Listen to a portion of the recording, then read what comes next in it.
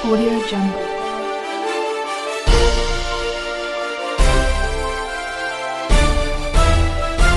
Audio Jungle.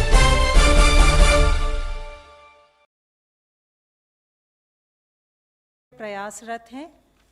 कल गृह मंत्रालय ने आदेश पारित किया है कि वे विदेशी नागरिक जो कोविड-19 की वजह से भारत में फंसे हुए हैं और जिनका वीज़ा एक्सपायर हो गया है या होने वाला है, उनके आवेदन देने पर वीज़ा की अवधि 3 मई 2020 तक निःशुल्क बढ़ाई जाएगी और उन पर किसी तरह की ओवरस्टे पेनल्टी भी नहीं लगाई जाएगी।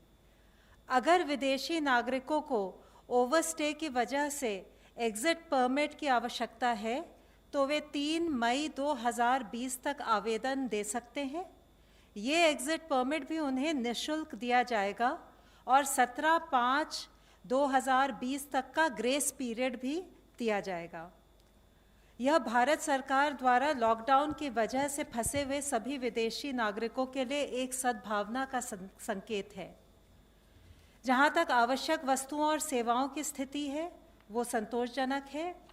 लोगों की समस्याओं का निदान करने के लिए सभी राज्य सरकारों और केंद्र शासित प्रदेशों ने कंट्रोल रूम और हेल्पलाइंस स्थापित कर दिए हैं। सभी राज्यों ने आपदा प्रबंधन के लिए स्टेट इमरजेंसी ऑपरेशन सेंटर्स और डिस्ट्रिक्ट इमरजेंसी ऑपरेशन सेंटर्स को भी क्रियान्वित किया है। इनकी डिटेल्स भी गृह मंत्रालय की वेबसाइट पर उपलब्ध हैं। श्रम एवं रोजगार मंत्रालय ने भी संपूर्ण देश में मजदूरों के लिए 20 शिकायत केंद्र स्थापित किए हैं। गृह मंत्रालय का कंट्रोल रूम भी 24/7 अपनी सेवाएं प्रदान कर रहा है। हमारी नई टोल फ्री हेल्पलाइंस 1930 और 1944 पर भी लोगों की समस्याओं का निदान किया जा रहा है। इसके अलावा आज देश के 29 राज्यों और केंद्र शासित प्रदेशों में सिंगल इमरजेंसी रिस्पांस नंबर 112 अपनी सेवाएं प्रदान कर रहा है। इस नंबर से कोई भी पीड़ित व्यक्ति पुलिस, अग्निशमन या एम्बुलेंस सेवा के लिए संपर्क कर सकता है। इस सेवा को आप 112 इंडिया मोबाइल ऐप द्वारा भी इस्तेमाल कर सकते हैं। ये आपातकालीन सेवा लोकेशन बेस्ड ट्रैकिंग या जीपीएस की मदद से पीड़ित व्यक्ति की लोकेशन को ट्रैक करते हुए अतिशीघ्र सेवा प्रदान कर सकती है। कोविड-19 के दौरान लॉकडाउन में, आपातकालीन स्थिति में, इमरजेंसी में लोगों ने इस प्रणाली का काफ़ी उपयोग किया है। गर्भवती महिलाओं ने, बुजुर्गों ने, दिव्यांगजनों ने 112 का इस्तेमाल करते हुए सहायता पाई है। कोविड संबंधी कॉल्स को भी 112 अपनी सेवाएं दे रहा है। हमारी आशा ये है कि इन सब सेवाओं के द्वारा लॉकडाउन पीरियड में हम आपकी समस्याओं को सुलझा पाएंगे। धन्यवाद। धन्यवाद। Health ministry. माननीय स्वास्थ्य मंत्री जी ने कल दिल्ली के लेफ्टिनेंट गवर्नर साहब, दिल्ली के स्वास्थ्य मंत्री और दिल्ली में स्थित सभी हॉस्पिटल्स के सुप्रिंटेंडेंट के साथ एक वीडियो कॉन्फ्रेंस के जरिए बातचीत की, जिसमें उन्होंने हॉस्पिटल से क्रिटिकल नॉन कोविड पेशेंट्स को इक्वल कंपैशन के साथ अटेंड करने के बारे में बताया। उन्होंने कहा कि हॉस्पिटल्स को वॉलंटरी ब्लड डोनर्स को बढ़ावा देते हुए ट्रांसफ्यूजन के लिए सफिशिएंट ब्लड स्टॉक बनाए रखना चाहिए। इसी तरीके से इंडियन रेड क्रॉस सोसाइटी की मदद से किए जाने वाले मोबाइल ब्लड कलेक्शन सर्विसेज का भी उपयोग करना चाहिए।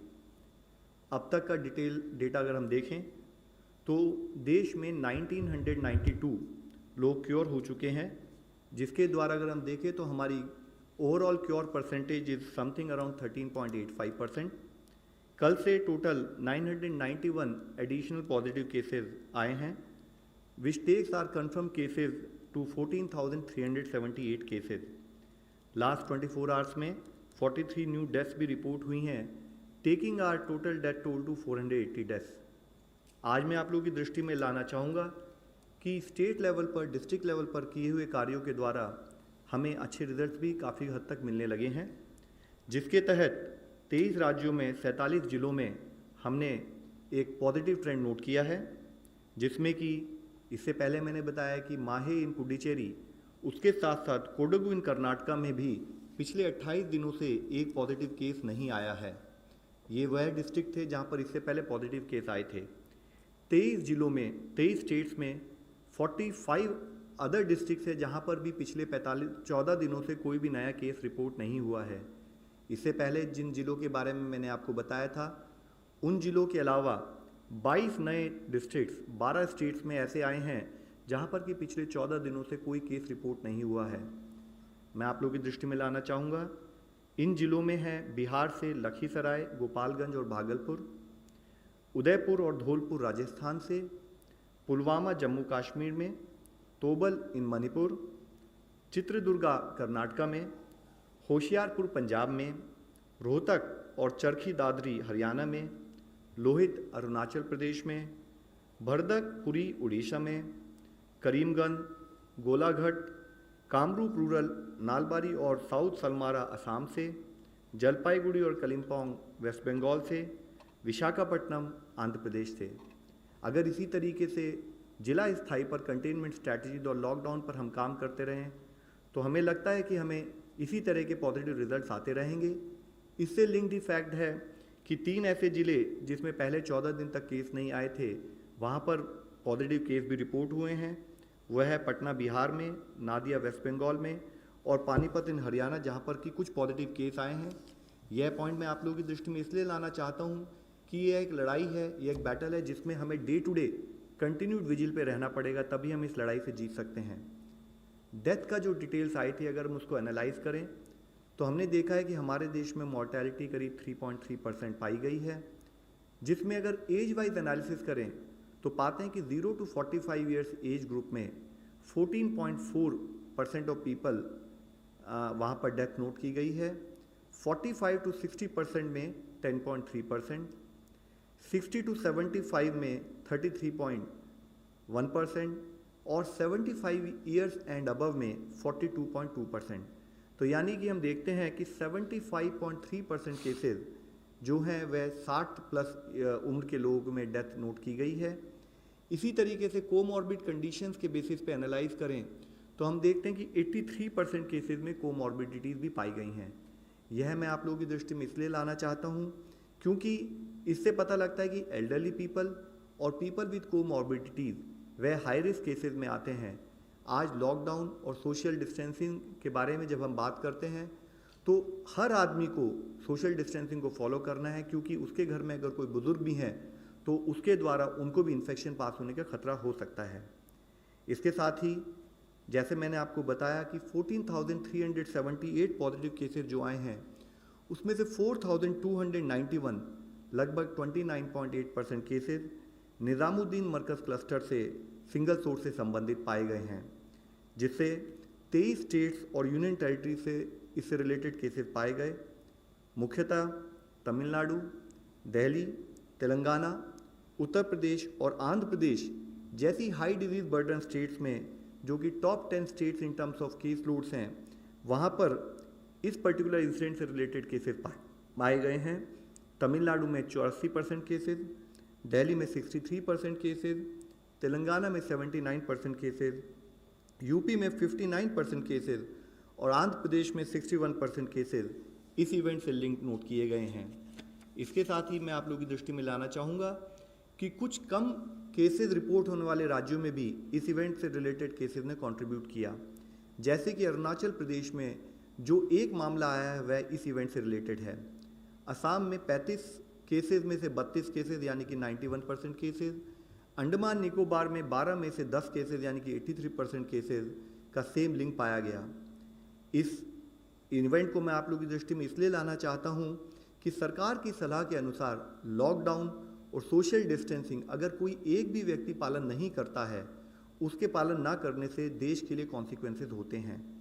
हमें सबको मिलकर यह इंश्योर करना है, हमें सबको मिलकर यह प्रयत्न करना है कि हम सोशल डिस्टेंसिंग से संबंधित दिशा निर्देशों का पालन करें, डिजीज़ मैनेज करने के लिए लॉकडाउन से संबंधित डूज एंड डोंट्स को फॉलो करें। इसके साथ ही टेस्टिंग मेथोडोलॉजी के केयरफुल रिव्यू करने के बाद ICMR ने नेशनल टेस्ट टास्क फोर्स की एडवाइस के तहत एक नया दिशा निर्देश जारी किया है, जिसको मैं आप लोगों की दृष्टि में लाना चाहूँगा। इसके द्वारा उन्होंने बताया है कि मुख्यतः जैसे आप लोग इस प्रेजेंटेशन के थ्रू देख सकते हैं कि real time PCR test is actually the gold standard frontline test for कोविड-19। ये पॉइंट इसलिए बताना जरूरी समझता हूँ कि हम सबको डिफरेंस पता होना चाहिए कि real time PCR test versus antibody test के क्या क्या रोल और क्या क्या लिमिटेशंस हैं। तो इसमें मैं बताना चाहूँगा कि रियल टाइम PCR टेस्ट को ही हम कंफर्मेशन टेस्ट के रूप में मानते हैं। जो रैपिड एंटीबॉडी टेस्ट है वह इस टेस्ट को रिप्लेस नहीं करता, और रैपिड एंटीबॉडी टेस्ट का प्राइमरी पर्पस है कि वो prevalence of disease in a particular area के बारे में दर्शाता है, और इसकी यूटिलिटी जैसे कि इससे पहले भी अवगत किया गया है कि एंटीबॉडीज बनने में करीब मिनिमम 7 दिन लग सकते हैं बॉडी में। तो इसकी यूटिलिटी अगर कोई आदमी इन्फेक्टेड है तो 7 दिन के बाद ही उसके सिम्टम्स आ सकते हैं, तो उसके बाद ही इसकी कोई हमें क्लैरिटी या कोई आउटपुट मिलता है। साथ ही रैपिड डायग्नोस्टिक टेस्ट का पर्पस कंफर्मेटरी टेस्ट रूप में ना होते हुए एपिडेमियोलॉजिकल स्टडीज और सर्वेलेंस पर्पसेस के लिए किया जाता है। इस रैपिड एंटीबॉडी टेस्ट को भी जब किया जाए तो प्रॉपर मेडिकल सुपरविजन के तहत किया जाए, और साथ ही हमने ये बताया कि इस रैपिड एंटीबॉडी टेस्ट को हॉटस्पॉट में यूज़ करना है। इन केस किसी डिस्ट्रिक्ट किसी स्टेट में अगर कोई एरिया हॉटस्पॉट के रूप में डिक्लेयर भी नहीं हुआ है तो हम लोगों ने एडवाइस दी है कि वहाँ पर भी रैपिड डायग्नोस्टिक टेस्ट या तो हॉटस्पॉट का जो इमर्ज हो रहा है उसके एनालिसिस के लिए यूज़ किया जाए, या as a surveillance tool use किया जाए एपिडेमियोलॉजिकल पर्पसेस के लिए, ताकि आइडेंटिफाई किया जाए उन एरिया में जहाँ केसेस नहीं आए हैं। इसके साथ ही एक बहुत मुख्य इशू यह है कि रैपिड डायग्नोस्टिक टेस्ट वो सर्वेलेंस पर्पस से और एपिडेमियोलॉजिकल पर्पस से जो डेटा हमारे सामने प्रस्तुत करता है, उसके तहत अगर हमारे को कोई पॉजिटिव केस मिले तो उससे रिलेटेड हमें कॉन्टैक्ट ट्रेसिंग और फॉलोअप के लिए ज़रूरी है कि वह टेस्ट की डिटेल भी ऑनलाइन पद्धति से स्टेट लेवल पर, डिस्ट्रिक्ट लेवल पर और साथ ही नेशनल लेवल पर पहुँचे, जिसके तहत हमने आदेश ये दिए हैं कि जो भी रैपिड डायग्नोस्टिक टेस्ट करें वह भी covid19cc.nic.in/ICMR इस पोर्टल पर अपने आप को रजिस्टर करके उसके बाद ही इन टेस्ट का इस्तेमाल करें, ताकि इसके द्वारा मिली हुई इन्फॉर्मेशन को हम इस्तेमाल कर सकें। साथ ही देश की टेस्टिंग स्ट्रैटेजी में आप लोगों की दृष्टि में लाना चाहूँगा। इसमें जो बताया गया है कि चाहे वो PCR टेस्ट हो, चाहे वो point of care rapid diagnostic test हो, इनको किस किस लोगों के ऊपर करना है। इसमें मुख्यतः सिम्टोमेटिक इंडिविजुअल्स जिनकी कोई ट्रैवल हिस्ट्री हो, एसिम्टोमेटिक कॉन्टैक्ट्स जो कोई लैब कंफर्म केस के सिम्टोमेटिक कॉन्टैक्ट्स हो उनका टेस्ट होना चाहिए। इसी तरह कोई हेल्थ केयर वर्कर जो सिम्टोमेटिक हो उसका टेस्ट होना चाहिए। साथ ही कोई सीवियर एक्यूट रेस्पिरेटरी इलनेस से अगर कोई पेशेंट हो जो किसी फैसिलिटी में जाता है, उसको अगर कोई फीवर, कफ या शॉर्टनेस ऑफ ब्रेथ हो उसकी टेस्टिंग होनी चाहिए। और एसिम्टोमेटिक यानी कि जिसके कोई सिम्टम नहीं है उसका तब टेस्ट करना चाहिए जबकि या तो वो किसी हाई रिस्क कन्फर्म्ड केस का डायरेक्ट कांटेक्ट हो, और उसकी भी टेस्टिंग तब करनी चाहिए 5वें दिन और 14वें दिन जब वो कांटेक्ट में आया हो, ताकि उसके बेसिस पे हम क्लैरिटी ले सकें कि अगर कोई कंफर्मेटरी टेस्ट है नहीं है। इसके साथ ही अगर एक एल्गोरिथम के रूप में हम देखें कि एडिशनल अगर कोई हॉटस्पॉट एरिया में हम कोई टेस्टिंग करते हैं तो हमारा प्रयत्न ये होगा कि हॉटस्पॉट एरिया में भी जो किसी की अगर फीवर, कोल्ड और कफ के सिम्टम्स हों, तो अगर 7 दिन से पहले अगर उस आदमी को ऐसे सिम्टम हों तो हम RT-PCR टेस्ट के द्वारा उसको आइडेंटिफाई करें। अगर पॉजिटिव है तो उसे कंफर्म केस मानकर एक्शन प्लान के तहत कार्य करें, नेगेटिव है तो भी उसे ससेप्टेबल मान के हम उसको मॉनिटर करें। इसी के साथ ही अगर कोई केस जिसको ये सिम्टम है फीवर, कफ और कोल्ड के, तो अगर उसको 7 दिन से ज़्यादा हो चुके हैं इन सिम्टम्स के साथ, तब हम उस केस में रैपिड एंटीबॉडी टेस्ट का इस्तेमाल कर सकते हैं। और अगर वो पॉजिटिव आए तो उसको क्वारंटाइन रखें और साथ में उससे रिलेटेड कॉन्टैक्ट ट्रेसिंग का कार्य शुरू करें। इसके साथ ही अगर वो नेगेटिव आए तो क्योंकि इससे 100% कन्फर्मेशन उस टाइम तक नहीं मिला तो भी इसको 14 दिन यानी कि 7+7 उस दिनों तक मॉनिटर करें। और अगर कोई क्लिनिकल सस्पिशन हो, क्लिनिशियन के लेवल पर एनालिसिस करके ज़रूरत पड़े तो PCR टेस्ट भी करें। साथ ही जैसे हमने कल डिस्कस किया था, आज जो भी हमारे रिजल्ट आ रहे हैं उनके पीछे मुख्यतः फील्ड लेवल पर जो हमारे कोविड के जो योद्धा हैं, कोविड के जो कंसर्न एम्प्लॉयज़ हैं जो मिलके काम कर रहे हैं, उसी का रिज़ल्ट हम लोग देख पा रहे हैं। इससे पहले हम लोगों ने आगरा और दिल्ली और एम्स वगैरह के बारे में बात की थी कि कैसे कोविड डेडिकेटेड हॉस्पिटल बनाए जा रहे हैं। आज मैं आप लोगों की दृष्टि में लाना चाहूँगा कि कैसे केरला का एक जिला कासरगोड में इस तरीके से कंटिन्यूड एफर्ट करते हुए जो हमारी क्लस्टर कंटेनमेंट स्ट्रैटेजीज़ हैं उनको इस्तेमाल करते हुए कैसे अच्छे रिजल्ट हमें दिखाई दे रहे हैं। उसके तहत अगर आप देखें तो इस जिले में 168 टोटल पॉजिटिव केसेस आए, जिसमें से 113 केस 113 केस ऑलरेडी क्योर हो चुके हैं। और सबसे पॉजिटिव बात है, क्लिनिकल मैनेजमेंट पर फोकस करते हुए जिले में एक भी डेथ रिपोर्ट नहीं हुई है। आज 55 एक्टिव केसेस है जिनको भी प्रॉपरली क्लिनिकली मॉनिटर किया जा रहा है। साथ ही अगर आप देखें इन टर्म्स ऑफ इसके क्या चैलेंजेस थे जिले के, तो वहाँ पर अब्रॉड पॉपुलेशन अराउंड 15.38% थी। थर्ड केस जो इंडिया में रिपोर्ट हुआ उसकी चाइना से ट्रैवल हिस्ट्री थी, उसको जिले में कंटेन किया गया, मॉनिटर किया गया। सेकेंड वेव जब 16 मार्च से वेस्ट एशिया से जो इस जिले के रहने वाले लोग लौटे तो उसकी वजह से सडन स्पर्ट इन केसेस वहाँ पर नोट किया गया। काफ़ी चैलेंजेस थे। चैलेंजेस के रूप में देखें तो एक बॉर्डर डिस्ट्रिक्ट था, स्टेट कैपिटल से दूर था, जोग्राफिकली डिस्टेंट था मेजर टाउन से। साथ में इतने सारे लोग एन मास जब लौटे विदेशों से जो एक्सपैट्रिएट, तो वो किसी एयरपोर्ट पर आए, किसी एयरपोर्ट से डिफरेंट मेथोडोलॉजी से ट्रैवल करके रेल से रोड से वो ज़िले में पहुँचे, तो उससे संबंधित कॉन्टैक्ट ट्रेसिंग उन सब केसेस में एक बहुत बड़ा चैलेंज भी था। इसके साथ ही अगर हम देखें कि क्या स्ट्रैटेजिक अप्रोच ज़िले ने ली, तो सबसे पहले स्टेट गवर्नमेंट की तरफ से एक सीनियर ऑफिसर को वहाँ पर स्पेशल ऑफिसर के रूप में अपॉइंट किया गया, ताकि वो जिला एडमिनिस्ट्रेशन के साथ जिले के जितने भी विभिन्न अंग हैं उनको कोऑर्डिनेट करके उनके साथ काम कर सके। उन्होंने लैब के ऊपर फोकस किया, उन्होंने हॉस्पिटल बनाने पर फोकस किया, और उसके रूप में देखें तो जैसे कि हमारा क्लस्टर कंटेनमेंट स्ट्रैटेजी है, तो उन्होंने उससे संबंधित इंसिडेंट कमांडर्स बनाए, होम क्वारंटाइन किया उन लोगों को जिनकी ट्रैवल हिस्ट्री थी।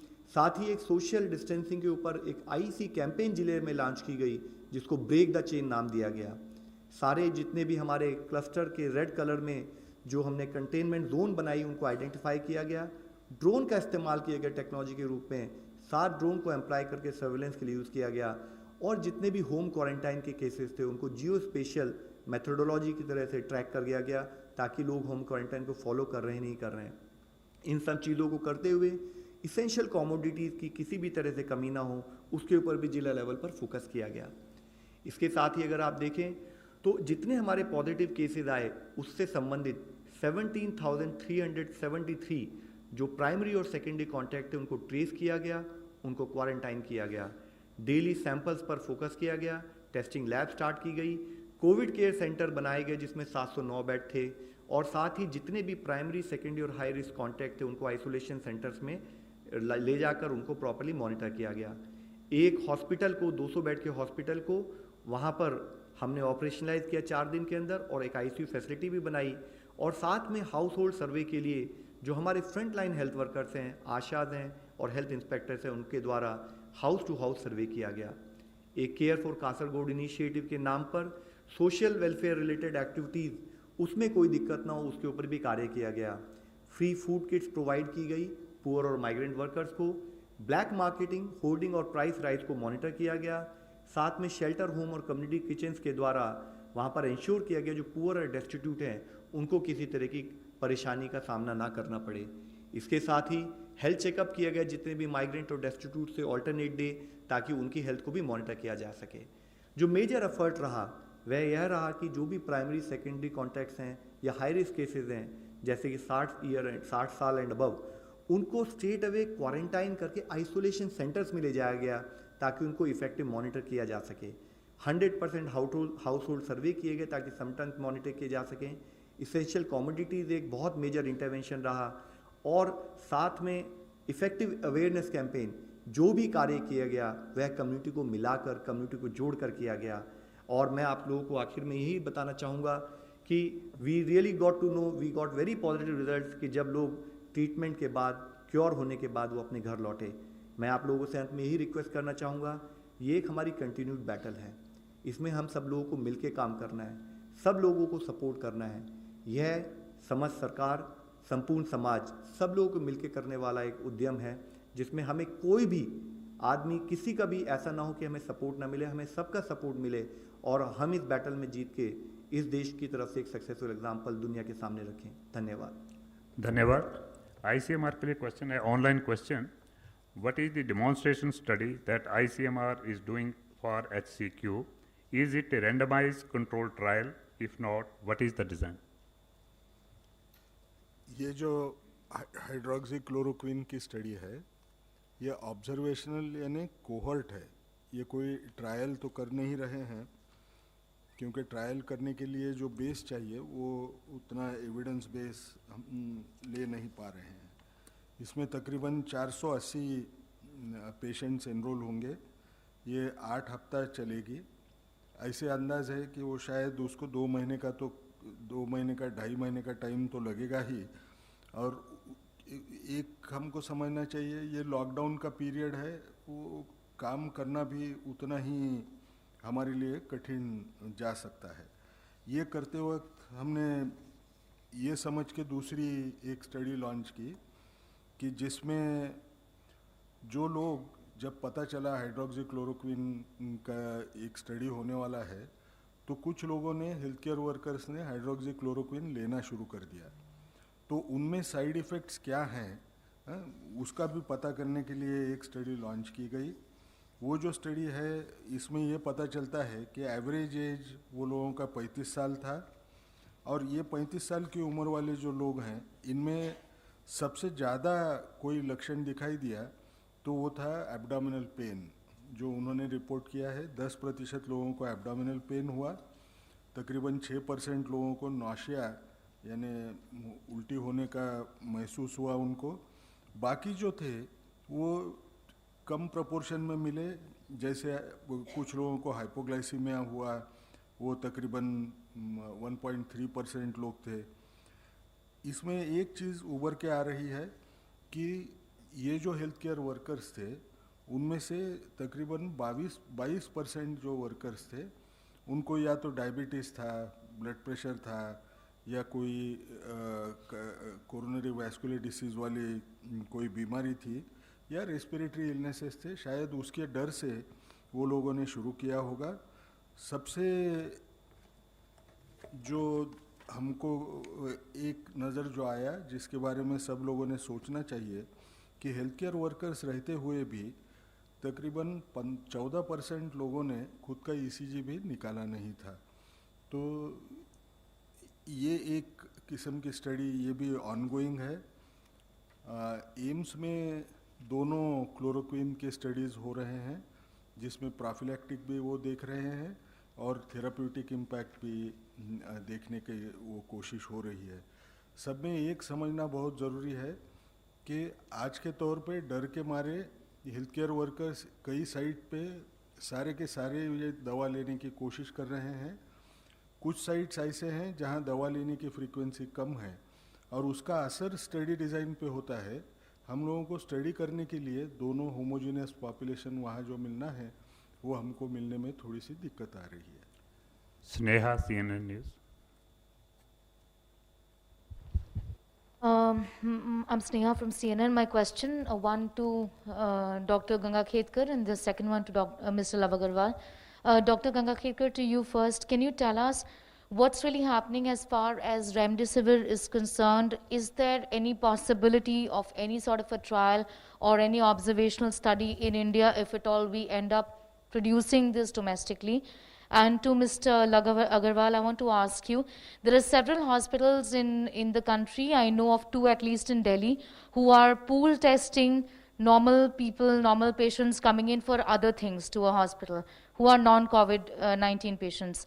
Is that something that is permitted? Is that something that is allowed? Gangaram is doing it, Max Hospital is doing it.